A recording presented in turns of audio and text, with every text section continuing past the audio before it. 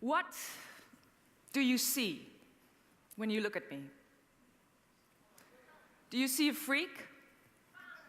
Do you see a fashion icon? Do you see an attention seeker? Or do you see someone who uses the clothes she wears as an instrument to bring you a profound message on our appearances and the way it shapes our identity? Well, I'm all of the above. My name is Aynouk, and I will tell you a little bit about myself. I was 20 when I entered the fashion world, old enough, you would think, to not be intimidated by seasonal trends and must-have bags, but as so many on the planet, and probably as so many of you, I was. And I went into this fashion world, and I wanted so much a sense of belonging, a sense of acceptance, so I changed the way I dress. And I noticed one thing: the more ridiculous I dressed, the more attention I got. So I recreated myself from an ordinary girl who was wearing something that you are wearing today to a so-called fashion icon that looked like this. So I modeled, I partied, I socialized in this time of my life, and even I made a little business out of myself because I've become a personal brand. I became so recognizable that at a certain point I was a fashion editor writing about must-have bags and seasonal trends. And if, to make it official, I even won a prize, a true fashion icon prize. And at this moment in time, I was acting out the role I had written and directed myself. I was living the life of a cover girl from a fashion magazine. But then something went wrong.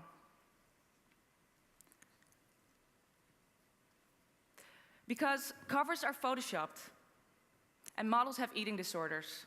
They are constructed characters, and so was I.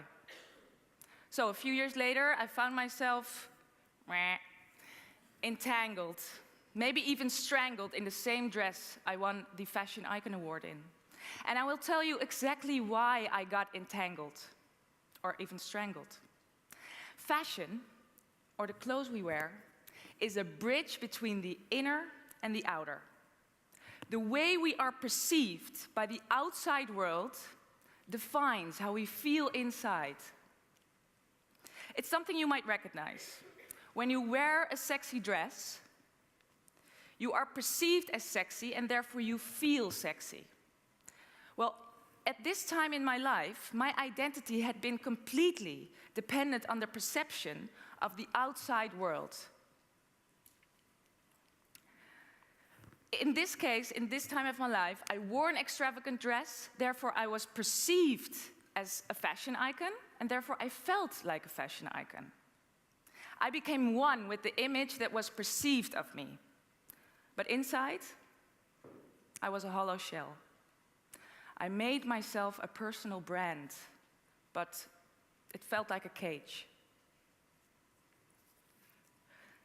So I needed a solution, because I was laying on the floor and crying. Literally, it was bad. And then I decided to watch shows like Extreme Makeover and The Swan. Yes, I was like, oh my God, maybe they have a solution for me. And in that shows, as you all know, they turn fashion flops, so-called fashion flops, into fashionistas.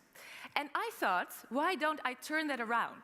Why don't I create a fashion flop out of myself? After all, it were the clothes in the first place that brought me in all this misery, in this trouble.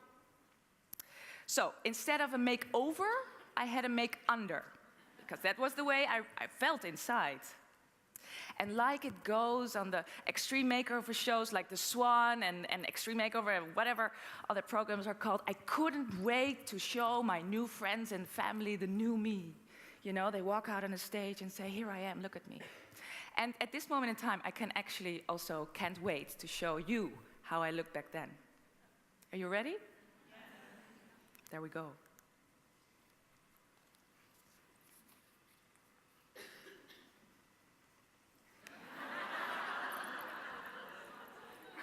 me. Indeed, that is me, on purpose, in a so-called ugly outfit. Obviously, it's a parody on shows like Extreme Makeover. But I will tell you why exactly I did that. Not only because it was a parody, but since my fashion depression, I've been extremely interested in the power of appearances. Why did I feel so much better in an extravagant dress when I was a fashion icon? And I asked myself, how would I feel when I wore something like this? Since my fashion depression, I've been extensively researching the act of dressing by dressing myself up in a different outfit for each project. And I do this to ask a universal question. Why do we wear the clothes we wear? And in this case, why does this woman need a makeover? Who decides what beauty is?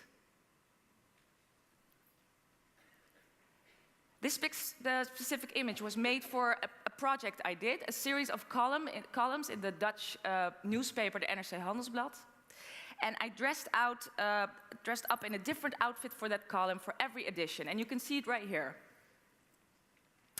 From a misfit, I turned into a freak. I turned into Lady Gaga. I turned into an haute couture model. I turned into a man. I turned into a boy. I turned into a girl next door. And I turned into a Photoshop model from one of the magazines. And the purpose of this column was to ask the reader, and you today now, the same question as I asked you in the beginning of this speech. What do you see when you see this man? Why do you take him more serious than this girl? Why is the first question that pops into our mind when we see this person. Is this a man or is this a woman? Because it is the first question that pops into our mind. Does it matter? Why do we perceive this woman as intimidating or successful? Or why do we maybe envy her? And why do we see her while she can be as successful as the other woman? Why do we see her as a nutcase? She's great, look at her. I love her. So, another question. Why do men want to have sex with this woman? And why don't they want to have sex with this woman?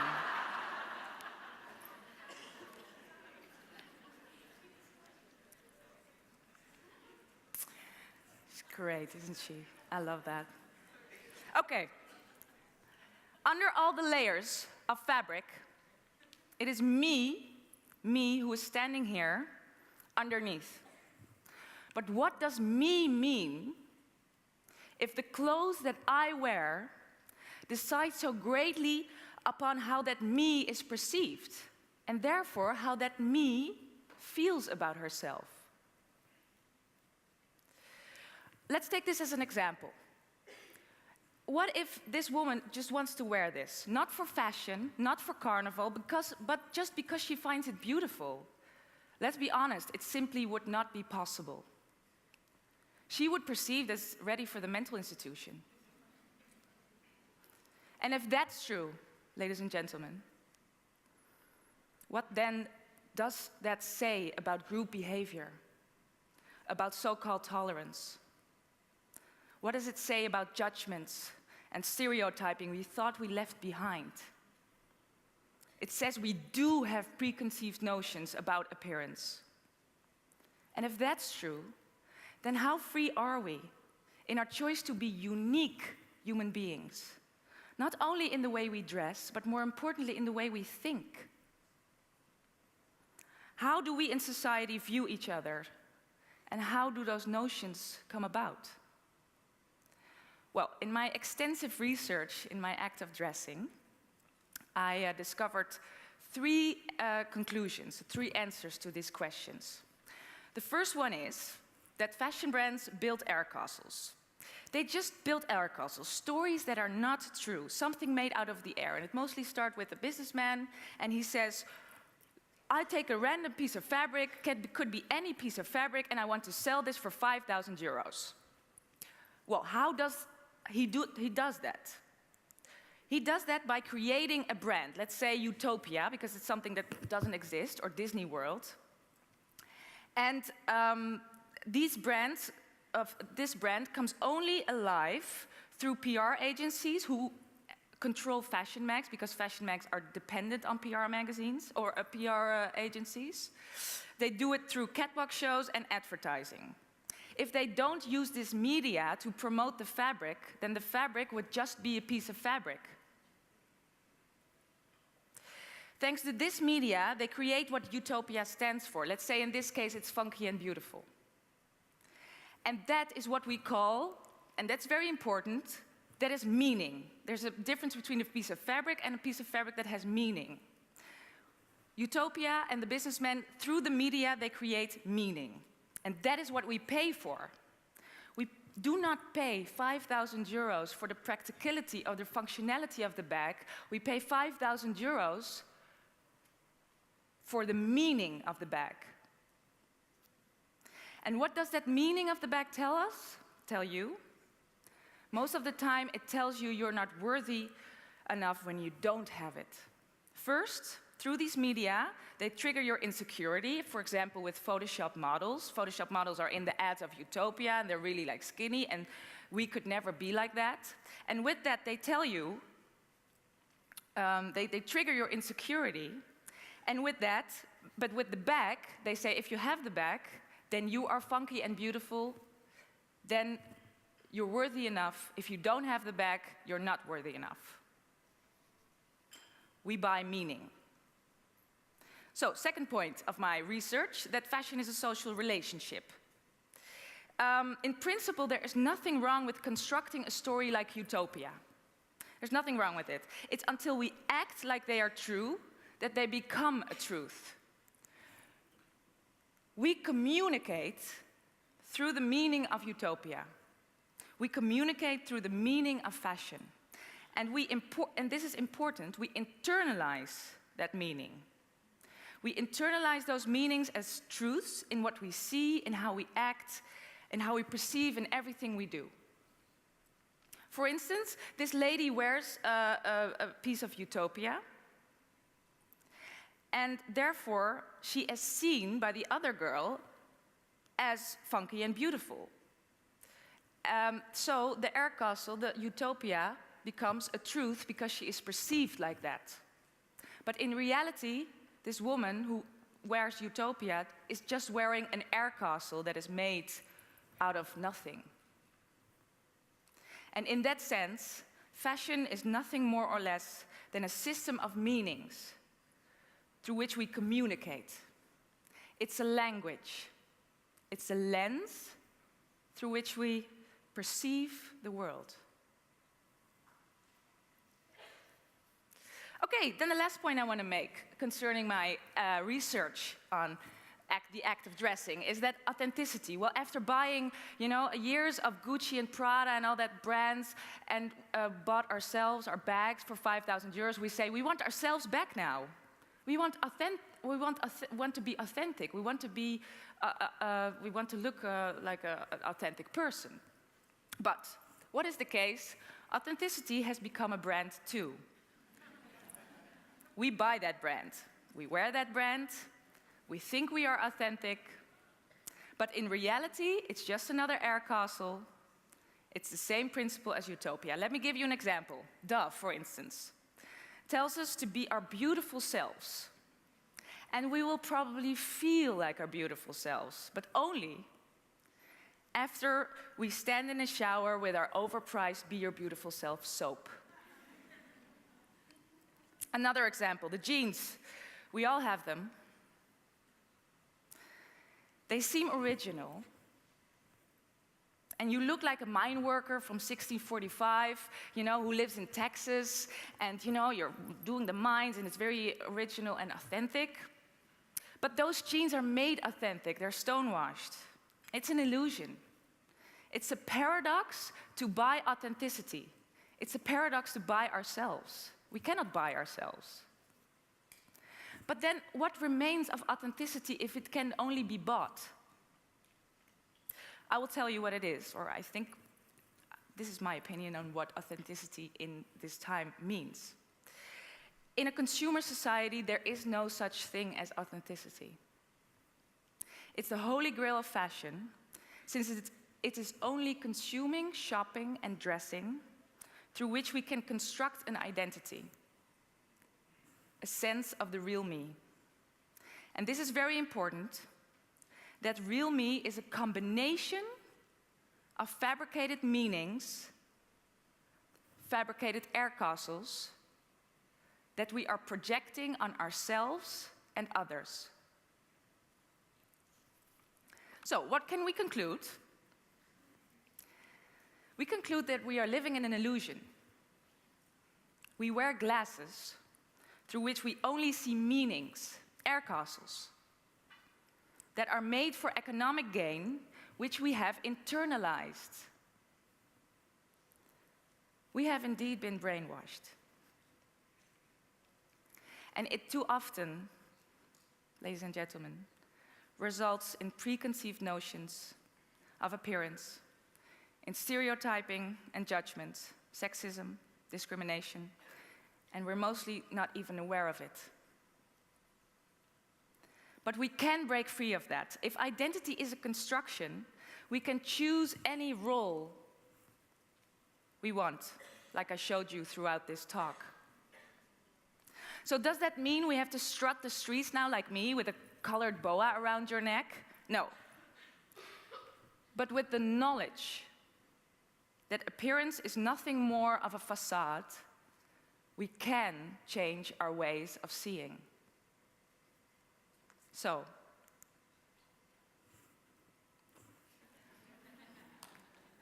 what do you see now? I'm not a freak. And I'm not a fashion icon. But obviously, I am an attention seeker.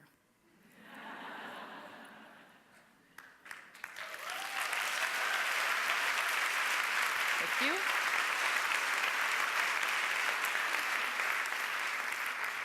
I am an attention seeker because I'm an activist with a message.